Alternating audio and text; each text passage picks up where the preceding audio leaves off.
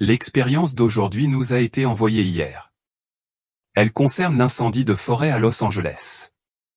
Dieu a de nouveau visité un frère, l'un des pompiers, et il est revenu avec une expérience choquante. Vous devez entendre un message directement du trône de Dieu. Veuillez rester jusqu'à la fin pour comprendre sa volonté. Je m'appelle Phil. Dieu m'a montré de la miséricorde, et c'est pourquoi, dès que j'ai pu parler, j'ai dû envoyer ceci à toutes les plateformes qui voulaient m'écouter. J'ai envoyé ceci à plus de 42 autres chaînes, en espérant que le monde verra au-delà de ce qu'il voit à Los Angeles. J'ai vu des choses choquantes, mais ce qui m'a le plus frappé, c'est le message de Dieu à tout le monde. Pendant que vous écoutez, restez bénis. Cela a commencé comme n'importe quel autre jour dans la vie d'un pompier.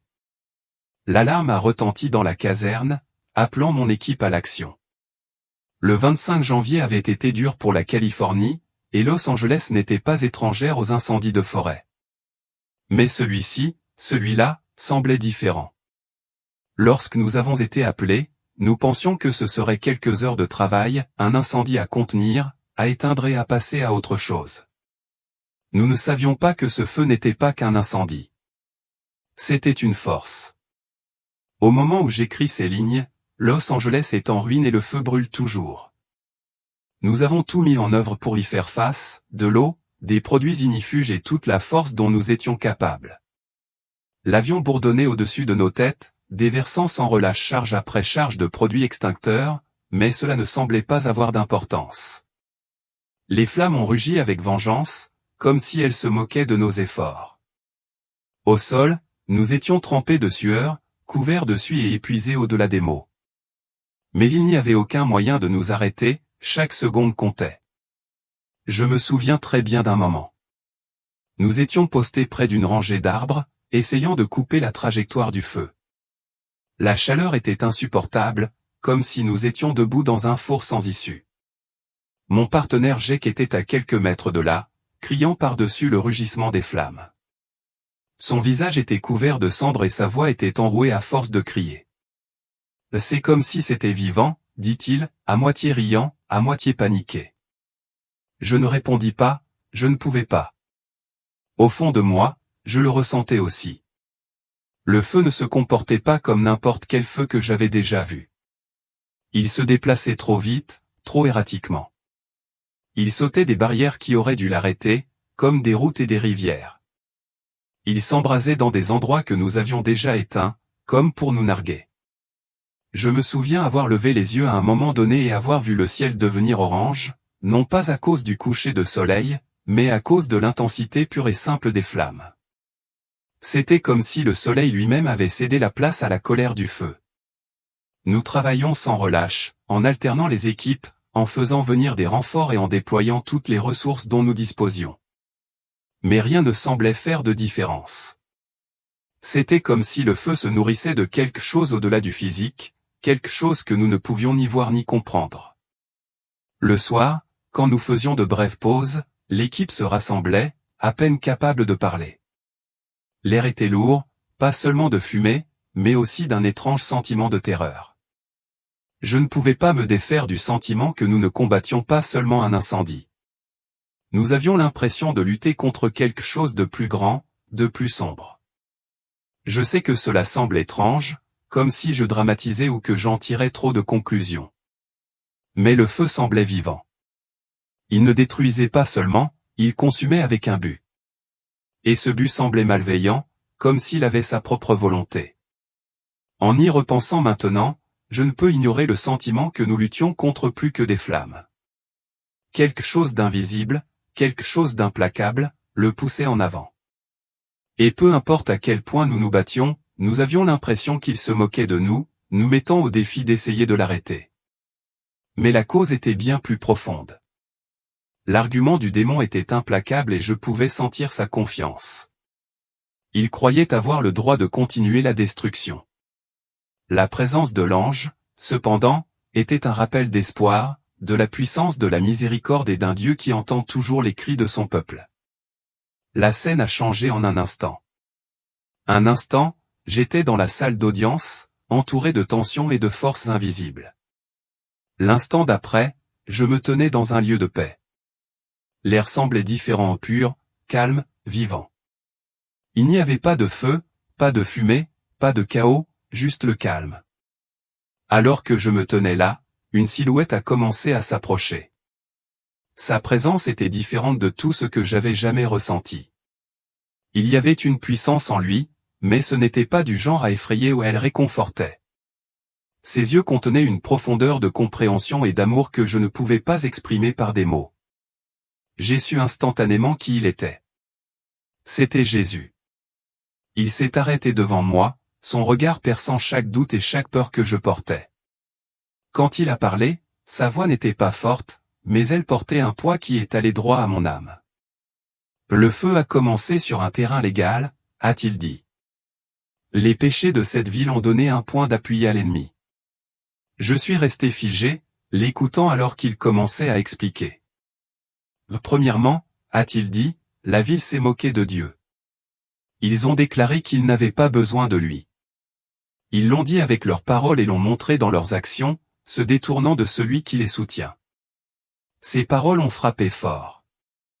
Je pouvais le voir clairement, l'arrogance, l'orgueil de penser que le succès et le progrès venaient du seul effort humain tout en ignorant la miséricorde qui a permis que tout cela se produise. Deuxièmement, a-t-il poursuivi, ils ont adopté des modes de vie et des politiques qui s'opposent à ma volonté. L'immoralité a été normalisée. Des lois ont été faites pour taire la vérité, pour garder mon nom et mes voix hors de la vie publique. Des images ont défilé dans mon esprit ou des décisions prises, des politiques adoptées, des célébrations de choses qui ont attristé son cœur. J'ai compris ce qu'il voulait dire, et c'était douloureux à voir. Troisièmement, a-t-il dit, mon peuple et l'Église est devenu tiède. Ils ont cessé de m'appeler avec passion et sincérité. Ils sont devenus distraits, choisissant le confort plutôt que l'engagement. Ils ont oublié que leur pouvoir réside dans la prière. J'ai ressenti une profonde tristesse dans sa voix. Ce n'était pas de la colère, c'était du chagrin. Il ne condamnait pas, il révélait. À cause de ces choses, a-t-il dit, l'ennemi a trouvé des motifs légaux pour apporter la destruction. Mais sache ceci, je suis un Dieu de justice, et je suis aussi un Dieu de miséricorde. Je ne pouvais pas parler. Je ne pouvais même pas bouger. Ces paroles contenaient tellement de vérité, et je les sentais transpercer chaque partie de moi. Pourtant, même dans le poids de tout cela, il y avait de l'espoir. Si mon peuple se lève et prie, a-t-il dit, s'ils reviennent à moi, je guérirai leur pays. Je mettrai fin à cette destruction et apporterai la restauration. Mais ils doivent me choisir. Ils doivent me chercher de tout leur cœur. Tandis qu'il parlait, j'ai ressenti une chaleur, une légèreté, comme si l'espoir lui-même se déversait en moi. Il ne se contentait pas de souligner le problème, il donnait la solution. Et c'était si simple, mais si puissant, se tourner vers lui, Dieu avant tout le reste. Alors que je me tenais en sa présence, Jésus a commencé à me révéler des vérités profondes. Ses paroles avaient un poids qui dépassait tout ce que j'avais jamais connu. Et même s'il n'était pas dur, il y avait une urgence indéniable dans ce qu'il partageait. Il m'a révélé que la justice de Dieu est parfaite et immuable. Les conséquences font partie de la justice, a-t-il expliqué, mais la miséricorde reste disponible pour ceux qui la recherchent. Il m'a montré que l'incendie qui ravageait Los Angeles n'était pas le désir de Dieu, mais la conséquence de choix faits au fil du temps. Il y avait cependant de l'espoir.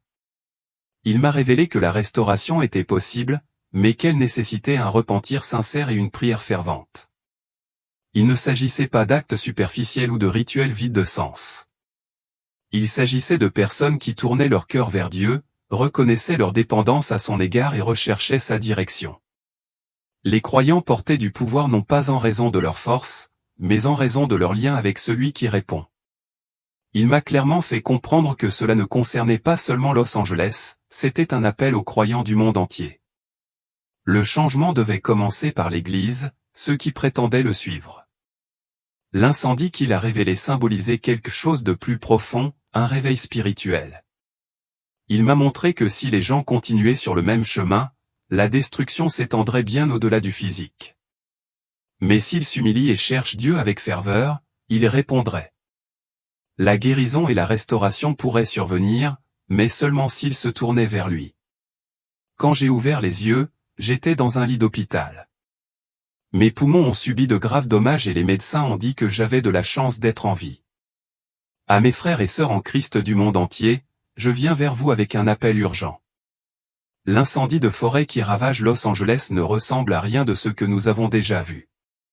Ce n'est pas seulement une catastrophe physique, mais le reflet d'une bataille spirituelle plus profonde.